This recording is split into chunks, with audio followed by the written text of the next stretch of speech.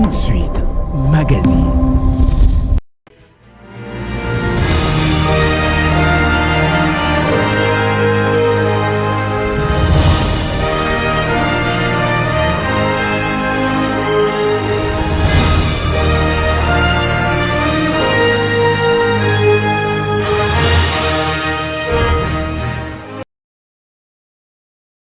Mesdames et messieurs, bienvenue dans ce nouveau numéro de Ma Profession, une émission qui vous amène à découvrir le professionnel, les hommes de métier, les personnes qui assument des fonctions quelconques dans notre pays, ce beau pays, la République démocratique du Congo. Bonjour à tous. Aujourd'hui, nous avons encore l'honneur de recevoir une personne qui va parler de son expérience professionnelle. Il s'appelle Monsieur Armel Olela, il est coach en développement personnel. Avec lui, nous allons parler autour de ce thème qui s'intitule Coach en développement personnel, métier ou vendélision. Bonjour Monsieur Armel. Bonjour madame. Vous allez bien? Très content d'être là et vous-même?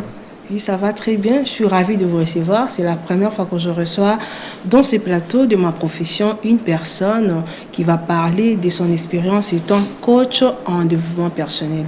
Je vous ai présenté comme coach. Il y a autre chose à rajouter par rapport à ce que vous faites dans la vie, par rapport à ce que vous êtes, si je n'ai pas pu parler de ça au début. Alors madame, je me présente. Moi c'est monsieur Armel Olela. Je suis d'abord prédicateur de l'évangile et manager. Dans une entreprise de la place. Je suis initiateur de la structure Ensemble Devenons Forts, un programme de développement personnel et entrepreneuriat ayant pour vision développer l'entrepreneuriat au milieu de jeunes Congolais. Oui. Qu'est-ce qui est le coaching en développement personnel? Parce qu'on va parler du coaching. Vous êtes coach en développement personnel, maintenant on veut savoir en quoi consiste ce travail. Bon madame, déjà quand on parle d'un coach, à l'époque, quand on parlait de coach, on faisait plus allusion aux entraîneurs, aux entraîneurs du football. Vous allez voir, les entraîneurs sont des coachs. C'est eux qui donnent des stratégies aux joueurs afin de bien exercer le métier qu'ils ont. Un entraîneur ne joue pas au football, mais un entraîneur peut faire gagner les matchs aux joueurs qui sont dans le terrain. Ça veut dire un coach c'est quelqu'un qui voit vos potentiels et il vous oriente afin de bien exercer ce que vous avez. Un coach, c'est quelqu'un qui vous motive, qui vous stimule, qui vous oriente afin d'être utile pour la société. Et comment vous arrivez à stimuler ces personnes? Comment vous démarquez? Ou bien vous voyez un talent auprès d'une personne, ou bien vous voyez la potentialité, mais vous êtes là pour booster. Comment vous faites ça? D'ailleurs, madame, vous devez le savoir que Dieu a créé l'être humain avec beaucoup de potentiel. Tout être humain a de potentiel. Tout être humain a de potentiel, mais je crois fermement que Dieu ne nous a pas donné qu'un seul talent. On a plusieurs talents. Déjà, le cerveau d'un être humain vaut 100 ordinateurs géants. Bien que le cerveau peut fonctionner plus que les ordinateurs. Et par cela, je crois fermement que tout être humain a de potentiel, mais souvent c'est l'ignorance qui nous pousse à perdre ou à ne pas exploiter tout ce que nous avons. C'est comme un pays qui a beaucoup de potentiel, mais qui, la nation souffre. C'est parce qu'il y a un problème de management, un problème de potentiel, un problème d'exploitation de ce que nous avons. Et comment vous êtes devenu coach? Déjà, c'est en développement personnel, je précise. Déjà, c'est lié à ma vision depuis le bas âge. J'avais un rêve. Dans la vie, il faut avoir de rêves. J'avais un rêve, je voulais être grand dans la vie. Je voulais réussir dans la vie. Je voulais me démarquer. Je ne voulais pas être comme tout le monde. Déjà, à la base, tout être humain doit se démarquer dans la société. Et j'ai fait des études, j'ai fait des recherches qui m'a poussé à devenir aujourd'hui encadreur. Ça veut dire j'encadre, j'oriente, je motive, je stimule, je peux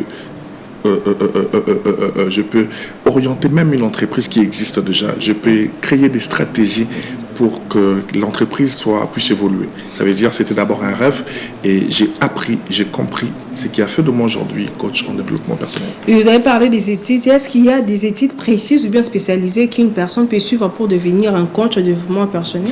Aujourd'hui, il y en a. Aujourd'hui, avec l'INTIC, aujourd'hui, avec le motivateur partout dans le monde. Aujourd'hui, il y a des études approfondies, par exemple, le management.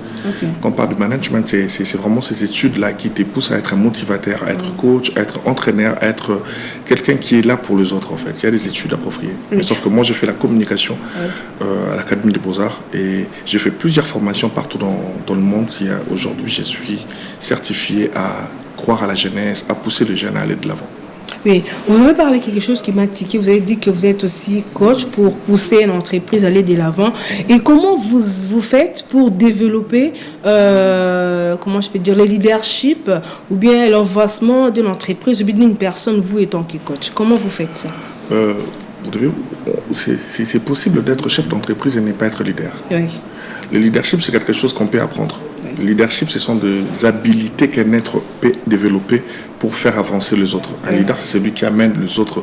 Vous allez voir même dans la Bible, Josué, avant d'amener le peuple d'Israël en Canaan, il est allé d'abord exploiter, visiter ces pays-là, et puis il est rentré, il a amené le peuple. Okay. Un leader, c'est celui qui arrive avant d'amener les autres. Un leader, c'est celui qui prend des risques. Un leader, c'est celui qui sait prendre l'initiative. C'est vraiment un peu ça. Et nous formons ces leaders-là.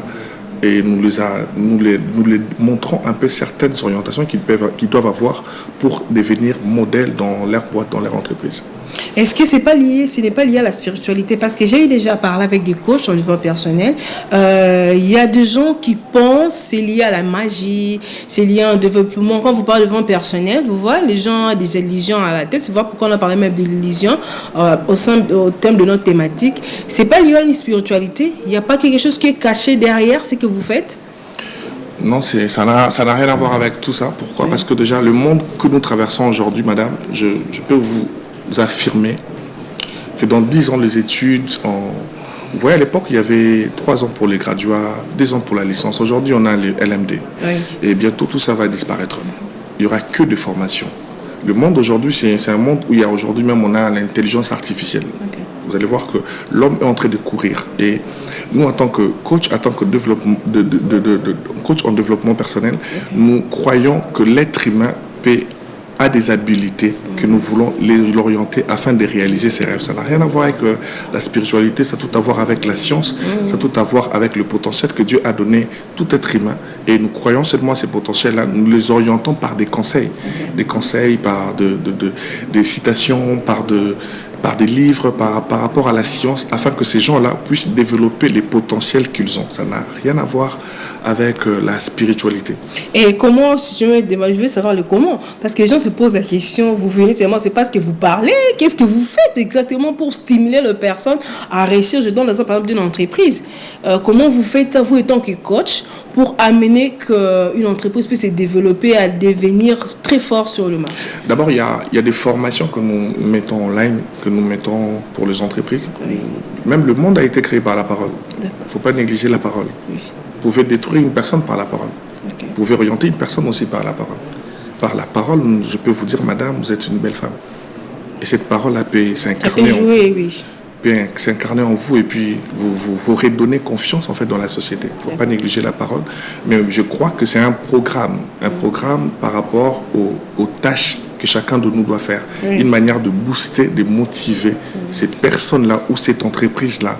Et vous allez voir, l'entreprise va réussir. Ok. Vous êtes coach, vous êtes jeune.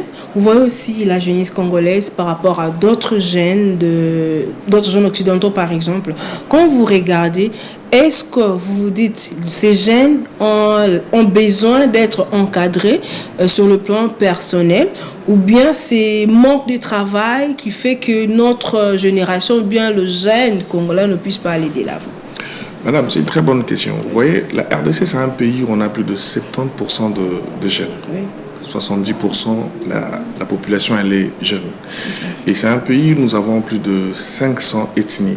Ça veut dire que c'est un pays comme un continent. C'est un pays où il y a diversité de langues. Et c'est un grand pays d'abord par cette jeunesse-là. Okay. Et cette jeunesse a besoin d'être encadrée. Cette jeunesse a besoin d'être orientée. Et comment orienter cette jeunesse en inculquant les valeurs. Okay. Vous voyez, ce qui détruit la nation aujourd'hui, c'est les valeurs. Vous voyez, moi j'ai grandi dans une famille où ma grand-mère me disait, il ne faut pas provoquer les gens parce que nous, on n'a pas d'argent. Okay. Et elle me disait ça quand j'étais tout petit. L'une des raisons, je ne me suis jamais battu, je n'ai jamais eu de problème avec les gens. Pourquoi? Elle m'avait inculqué ça, que nous, on n'a pas d'argent, il ne faut pas laisser battre dehors. Ne cherche pas les problèmes. Oui, et l'impact de cette jeunesse, ce sont des valeurs que nous devons léguer à cette jeunesse, en fait. Et je crois fermement que c'est le temps où les gouvernements doivent conscientiser la jeunesse. Éduquer, je crois à l'éducation à l'école, mais je crois aussi aux conférences où nous devons initier ces jeunes-là à se prendre en charge.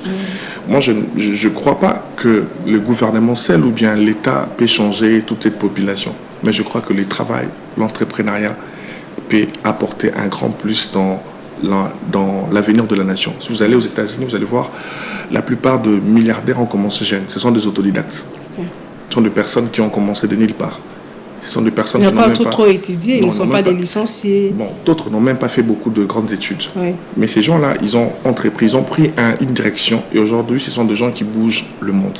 Et moi, je pense et je crois que la RDC a besoin de l'entrepreneuriat, surtout au milieu des jeunes, mais pas de l'entrepreneuriat qu'on raconte à la télé, pas de l'entrepreneuriat qu'on fait semblant de booster une catégorie de personnes. Non. Quand on parle de l'entrepreneuriat, on fait allusion à ce que vous faites qui vous permet de vivre et qui rend service à la société.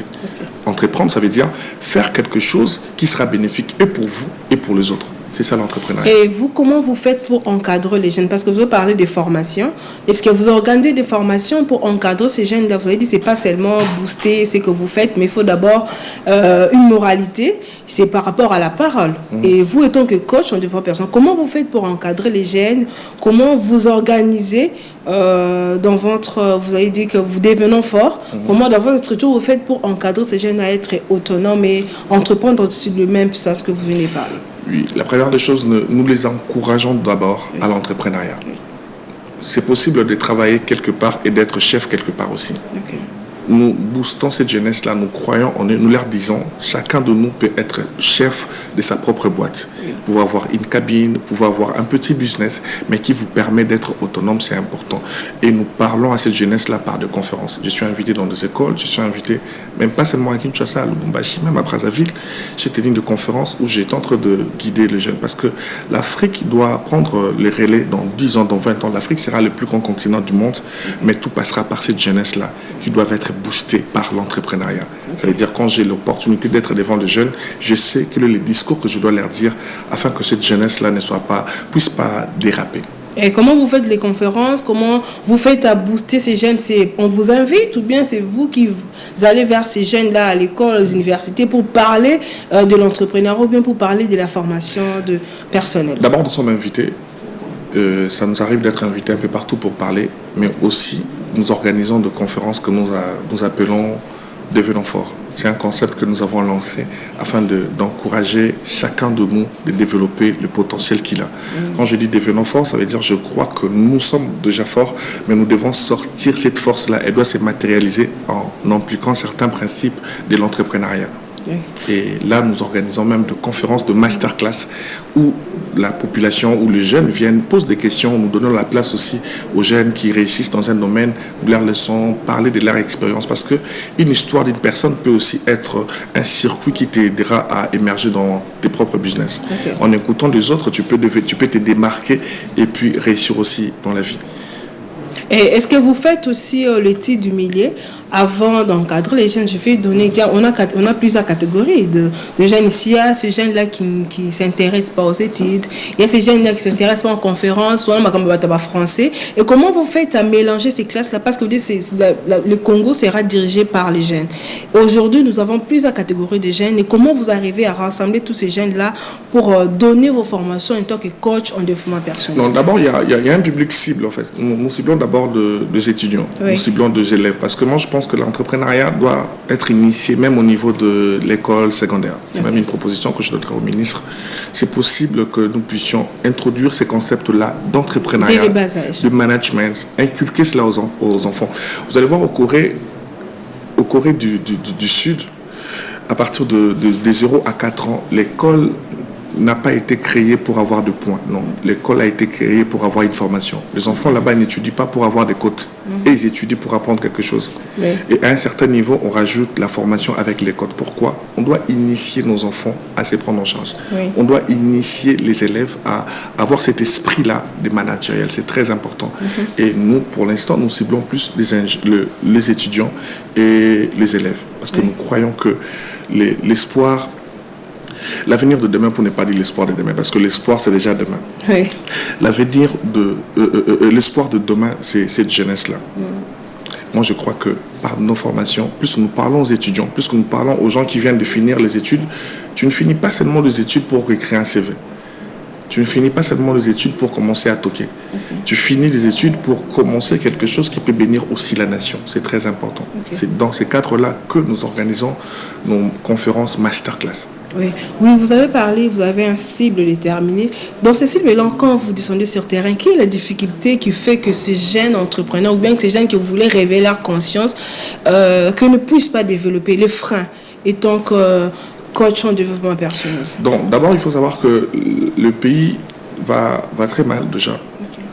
Les climats, les conditions de vie dans notre pays n'est pas facile. Vous voyez, les gens investissent beaucoup pour l'université. Et après avoir fini l'université, c'est difficile de voir un parent, quand son fils a fini l'université, mettre encore de l'argent pour commencer la vie. Non.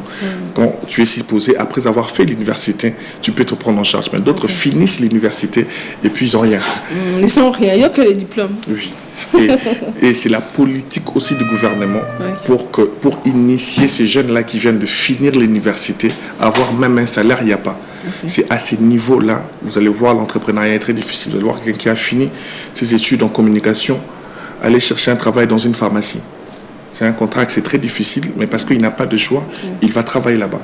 C'est ça la difficulté ou le problème que les jeunes ont. C'est un problème de prise en charge. Sous d'autres cieux, quand tu finis, tu as un salaire, et avec ces salaires-là, tu peux commencer à t'organiser et puis créer quelque chose. Mais nous, on n'a pas ça. Mais ce n'est pas parce que le système est difficile qu'on va échouer dans la vie. Non. Malgré, chacun doit entreprendre. Mais avec un $100, tu peux entreprendre. Il y a des gens qui ont commencé une cabine avec un $50.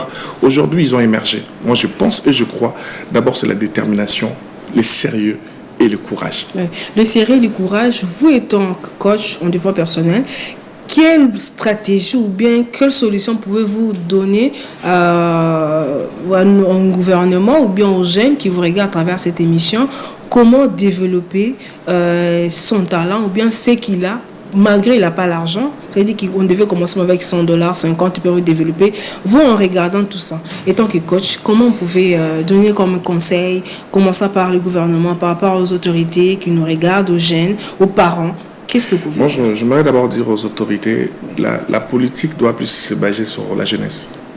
Cette jeunesse, elle est forte. La jeunesse, elle est riche. Il y a beaucoup de potentiel. Vous allez voir aujourd'hui, il y a même nos amis étudiants de l'INIKI ont représenté la RDC. Et dans cette plaidoirie-là internationale, mais ils sont sortis deuxième. Pourquoi? Parce qu'au Congo, il y a beaucoup de potentiel. Au Congo, il y a des gens intelligents. Au Congo, il y a des jeunes qui sont forts. Mais cette politique-là, moi, je demanderais que le ministère de la Jeunesse soit un ministère important pour cette nation. Un pays où on a 70% de jeunes, on ne doit pas donner un ministère de la jeunesse à tout le monde, non. On doit donner à une personne qui peut parler à cette jeunesse-là.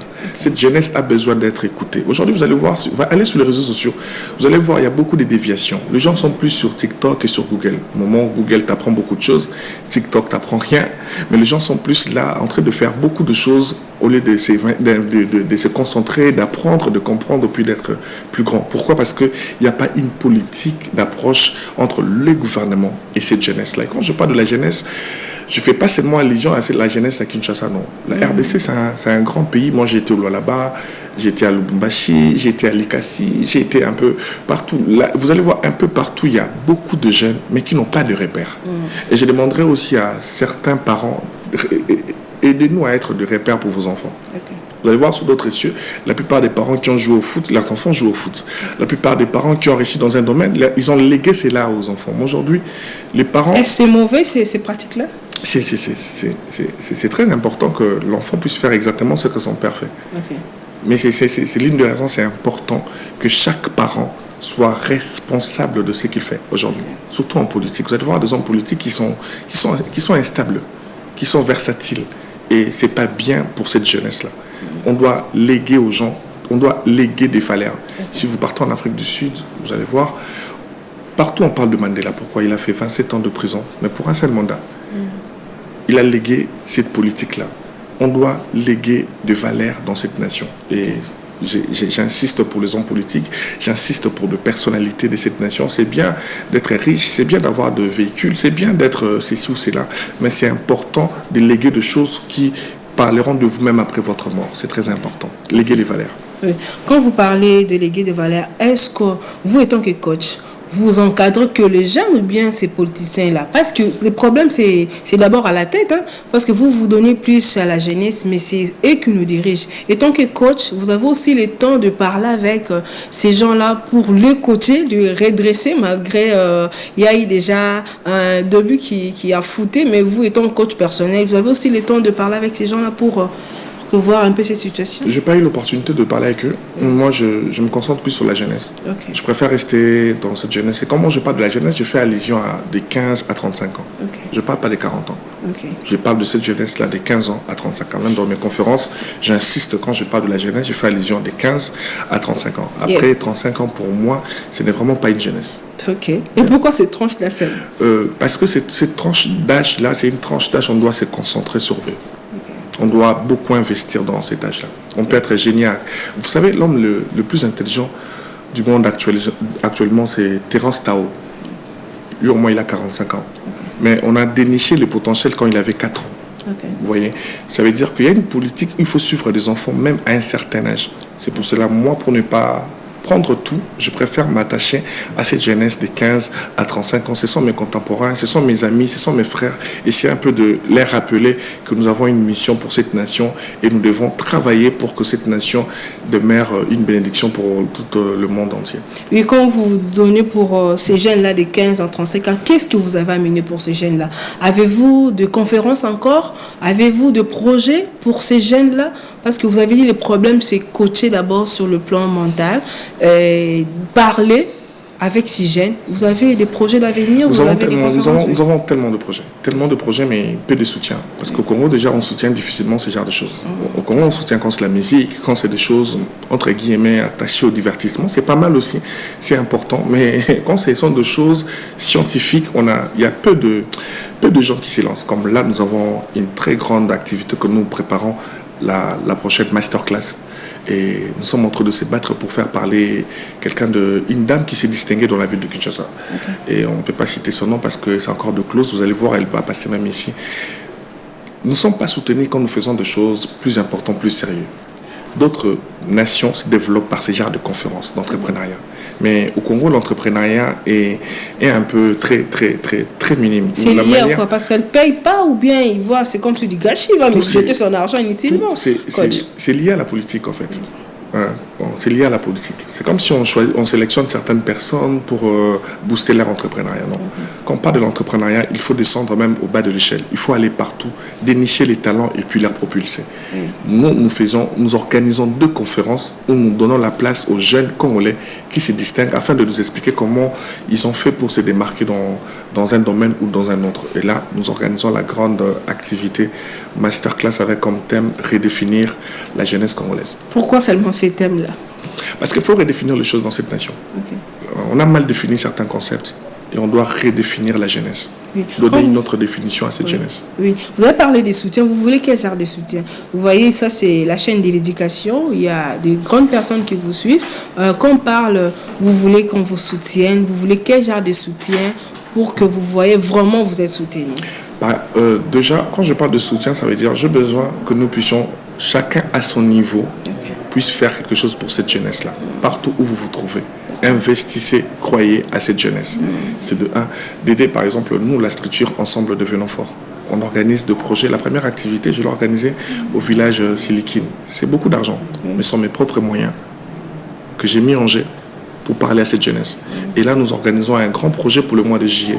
Ça demande beaucoup d'argent, mais on a peu de mécènes, on a peu de partenaires. Vous avez de l'argent, vous avez des moyens, mais vous ne savez pas comment atteindre cette jeunesse. Contactez de bonnes personnes afin que votre argent soit utile pour la nation. Ok. Pourquoi les partenaires se posent la question qu'ils vont gagner? C'est ça aussi, c'est difficile, sinon on va vous donner qu'est-ce qu'ils vont gagner. C'est ça aussi peut-être les problèmes, coach. Donc déjà, avec nous, l'avantage, nous allons parler d'eux, s'ils veulent, Et ils ont investi sur une bonne terre, ils ont investi sur la jeunesse qui demain, ils vont prendre le relais de cette nation. C'est important. Souvent, vous savez que vous allez gagner, vous ne l'aurez pas maintenant. Vous pouvez l'avoir après 20 ans. Quand cette jeunesse va incarner des valeurs, rassurez-vous que vous avez gagné quelque chose. Parce que moi, je ne pense pas qu'on est Congolais seulement pour réussir seul. Je pense qu'on est Congolais pour faire réussir aussi les talents des autres. On est Congolais pour faire réussir des talents des autres. Et ces gens-là qui sont, parlons de la jeunesse, les jeunes qui travaillent déjà, quelles sont les conditions pour participer à vos masterclass, conférences que vous organisez? Premièrement, nous avons une page Facebook, Devenons Fort. Il suffit seulement de vous enregistrer. Dès que vous vous enregistrez, nous allons vous enregistrer parce que les places sont très limitées aussi. C'est une très très très grande activité scientifique. Et une fois qu'ils s'enregistrent, nous allons les enregistrer, puis on va réserver pour une place pour qu'ils assistent à cette grande conférence masterclass. Ok. Il y a aussi une question des entrepreneurs se posent. Quand on va venir là-bas, qu'est-ce que nous allons gagner? Bien sûr que va nous parler. Nous aussi, on veut aussi avancer dans nos travail, dans nos affaires. Par exemple, un jeune entrepreneur, jeune qui a déjà un temps là, en venant là-bas, est-ce qu'il y aura des contacts? Est-ce qu'il y aura des avantages par rapport à ce qu'il fait dans la vie? Oui, c'est comme un lobbying que nous sommes en train de créer. Oui. C'est comme un cadre de partage et d'échange. Le fait d'être là, il y aura beaucoup d'entrepreneurs. Okay. Et le fait d'être dans ces milliers-là, ça va vous propulser aussi. Vous savez, maman, l'expérience d'une personne peut vous aider à créer votre entreprise. Okay. L'histoire d'une personne peut vous orienter à aller de l'avant. Voilà. Dans la vie, on peut apprendre que des autres. Okay. Et le fait de venir assister à cette conférence-là, ils vont apprendre parce que les intervenants qui vont intervenir, on a sélectionné des personnes qui vont bien nous orienter par rapport à leur domaine. Et ce sont des gens qui ont réussi, ce sont des jeunes, mais qui réussissent déjà. Et ils vont nous donner des stratégies clés pour réussir. Moi, je crois fermement que tout celui qui est entrepreneur, tout celui qui aspire, tout celui qui croit qu'il peut faire quelque chose pour la nation dans les cadres de l'entrepreneuriat, ne peut pas manquer ces grands programmes. Et la seule condition, il faut s'enregistrer d'abord. Enregistrez-vous sur notre page Devenons Fort. Une fois que vous êtes enregistré, bientôt vous aurez des affiches par rapport aux détails. Et je crois que c'est important que la RDC puisse avoir plus ces genres de conférences pour booster la jeunesse. Pas de conférences où on parle plus de n'importe quoi, mais plus de conférences où on parle Congo, où on parle l'entrepreneuriat.